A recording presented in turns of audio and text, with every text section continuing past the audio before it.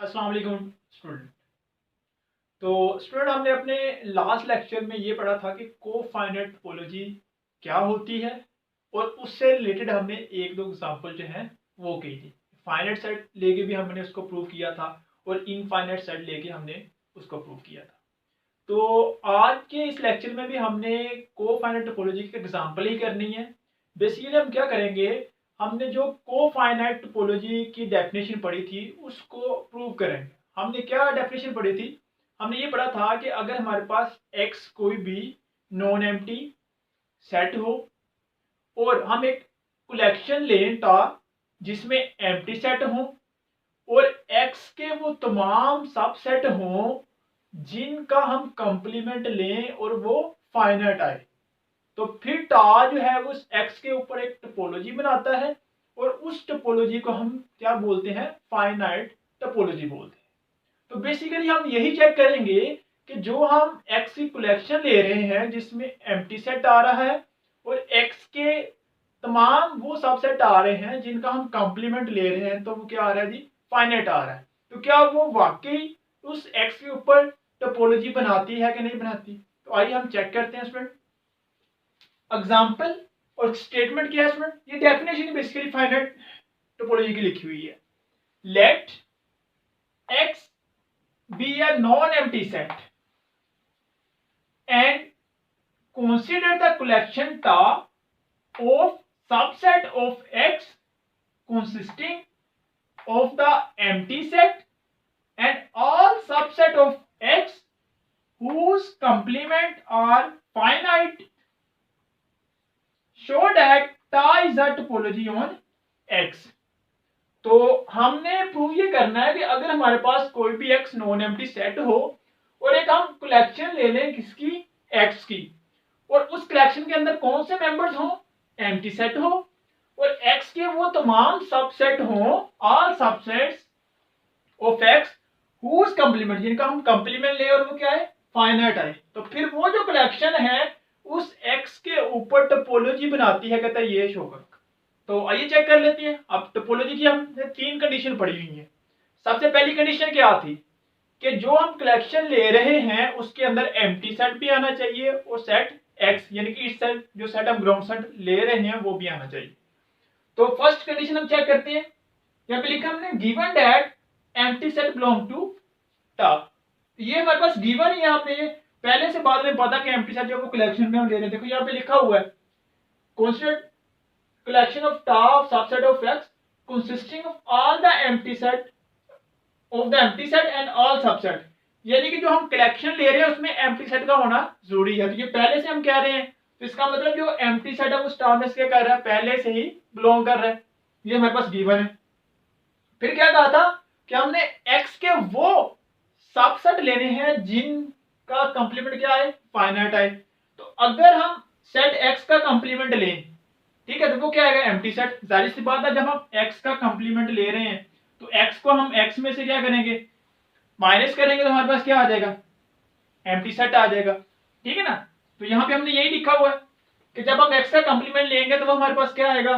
Empty set. और empty set जो है वो क्या है? फाइनल, यानी उस टा के अंदर आ रहा है, कलेक्शन के अंदर आ रहा है। तो इसका मतलब ये हो गया कि जो x है वो भी टा का क्या होगा? मेंबर होगा। ये तो बाय डेफिनेशन हमने प्रूव कर लिया कि एम्प्टी सेट और जो सेट x है वो स्टार के अंदर है। फर्स्ट कंडीशन क्या होगी? सेटिस्फाइड होगी। अब हमने सेकंड और थर्ड, सेकंड कंडीशन हमने क्या पढ़ी थी कि union of any member of टा बिलोंग्स टू टा। ठीक है ना? तो हमने सेकंड कंडीशन को चेक करते हैं। अब उसके लिए हम यहां पे कलेक्शन ले लेते हैं। लेट एक सेट लिया हमने A alpha such that alpha belongs to I, be arbitrary sub collection of tau. ठीक है, देन हमने क्या किया? इस टा के अंदर कलेक्शन ली है A alpha, then each A alpha complement is finite. अब देखो टा की हम क्या बात करें? टा के ऊपर बात कर रहे हैं और टा के ऊपर हमने क्या पढ़ा हुआ है कि टा के अंदर हमारे पास कौन से एलिमेंट होने चाहिए? एम्प्टी सेट होना चाहिए और एक्स के वो तमाम सबसेट होने चाहिए जिनका हम कंप्लीमेंट ले और वो क्या हो? फाइनाइट आ रहा हो। तो हम यहाँ पे कलेक्शन ले रहे हैं किसकी, सब कलेक्शन ऑफ टा।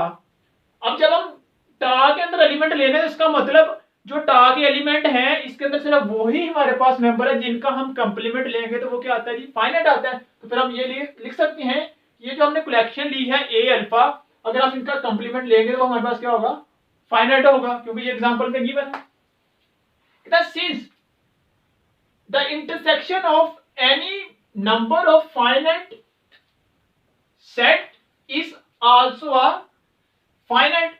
ये पढ़ा हुआ है कि अगर हम जो फाइनाइट सेट होते हैं उनका इंटरसेक्शन लें तो जो आंसर आएगा वो भी क्या होता है, फाइनाइट ही होता है। अगर हम फाइनाइट सेट का क्या करें, इंटरसेक्शन करें, तो हमारे पास जो आंसर आता है वो भी क्या होता है, फाइनाइट ही होता है। ये भी पता है, तो यही बात हमने यहाँ पे लिखी है कि intersection of any number of finite set is also a finite set, कि फाइनाइट सेट का हम इंटरसेक्शन लेंगे तो वो भी हमारे पास क्या आएगा, फाइनाइट ही आएगा। So intersection alpha belongs to I A alpha complement being the intersection of any number of finite set is finite by De Morgan's law।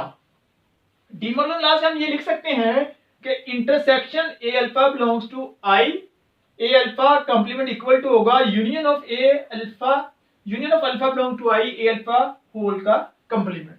ये हमने De Morgan's law में देखो स्टूडेंट पढ़ा हुआ है। अगर हम बात करें De Morgan's law की, तो हमने ये पढ़ा हुआ है कि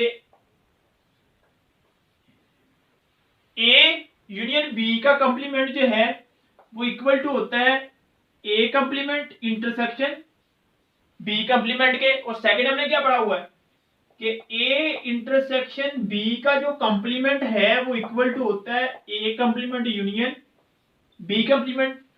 और ये फाइनाइट के लिए भी होल्ड करता है। क्या मतलब उसका, देखो अगर हम यहां पे ले लें जी A intersection B intersection C और इसका हम कंप्लीमेंट लें तो ये इक्वल टू होगा A complement union B complement union C complement के। ठीक है ना, कि जो हमारे पास इंटरसेक्शन का साइन है डी मॉर्गन लॉ में वो यूनियन में कन्वर्ट हो जाता है। ठीक है,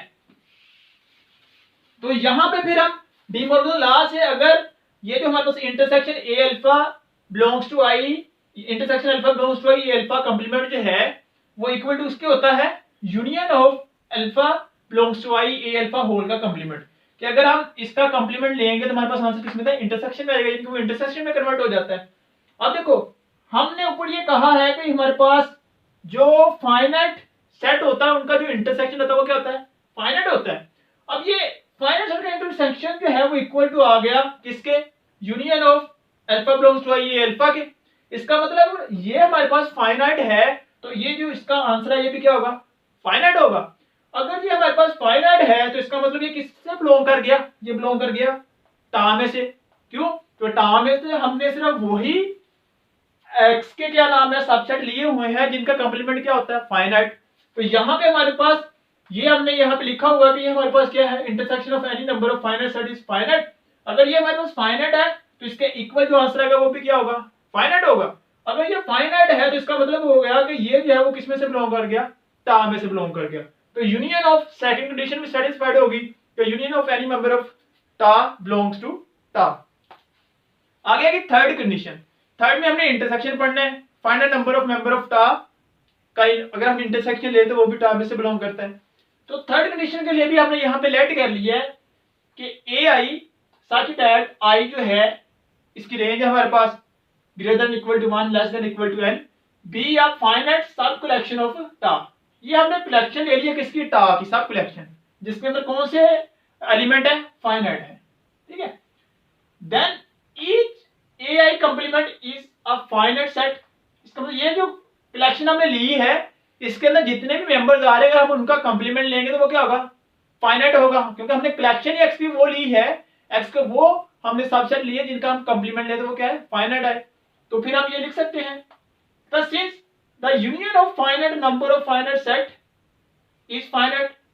अब जितने भी आपके पास फाइनाइट सेट गिवन है अगर हम उनका यूनियन लेंगे तो वो भी हमारे पास क्या आता है, फाइनाइट आता है, ये हमें पता है। तो फिर हम ये लिख सकते हैं so union I equal to 1 to n AI complement being the union of finite number of finite set is finite then by D Morgan law. तो इसके ऊपर भी जब हम डी मॉर्गन लॉ अप्लाई करेंगे तो union I equal to 1 to n A I complement जो है वो इक्वल टू होता है intersection I equal to 1 to n A I whole के कंप्लीमेंट के डी मॉर्गन लॉ। अब देखो ये हमने ऊपर यहाँ पे ये कहा है कि ये जो है हमारे पास सारा का सारा क्या है, ये हमारे पास फाइनाइट है। अगर ये फाइनाइट है यूनियन इसका तो ये इक्वल टू आ गया इंटरसेक्शन के। अगर ये फाइनाइट है तो फिर हमारे पास ये भी क्या होगा, फाइनाइट होगा। अब इंटरसेक्शन हमारे पास क्या आ गया, फाइनाइट आ गया। और टा के अंदर एलिमेंट कौन से होते हैं जिनका हम कंप्लीमेंट ले और वो क्या हो, फाइनाइट हो। तो देखो हम इंटरसेक्शन लेके अगर उसका कंप्लीमेंट ले तो वो फाइनाइट आ रहा है। इसका मतलब ये हो गया कि intersection I equal to 1 to n A I भी है वो किसमें से बिलोंग कर गया, टा में से बिलोंग कर गया। तो इसमें तीसरी कंडीशन जो है वो भी सेटिस्फाइड होगी, पहली कंडीशन भी सेटिस्फाइड होगी, एम्प्टी सेट और जो x है वो टा में से आ रहा है। यूनियन वाली भी कंडीशन सेटिस्फाइड होगी, इंटरसेक्शन वाली भी कंडीशन सेटिस्फाइड होगी। इसका मतलब क्या हो गया, हेंस टा is the topology on x। ये जो टा है वो उस x के ऊपर क्या बना रहा है, टोपोलॉजी बना रहा है। तो ये अगर टोपोलॉजी बना रहा है तो इसका मतलब ये कौन सी टोपोलॉजी, ये फाइनाइट टोपोलॉजी है। कि अगर हम x के वो कलेक्शन लें जिसमें एम्प्टी सेट आ रहा हो और x के तमाम वो सबसेट आ रहे हो जिनका कंप्लीमेंट ले और वो फाइनाइट है, तो वो हमारे पास क्या होता है, फाइनाइट टोपोलॉजी हो गया। तो इसका मतलब ये प्रूव हो गया कि टा जो है उस x के ऊपर टोपोलॉजी बनाता है और उस टोपोलॉजी को हम क्या बोलते हैं, फाइनाइट टोपोलॉजी बोलते हैं।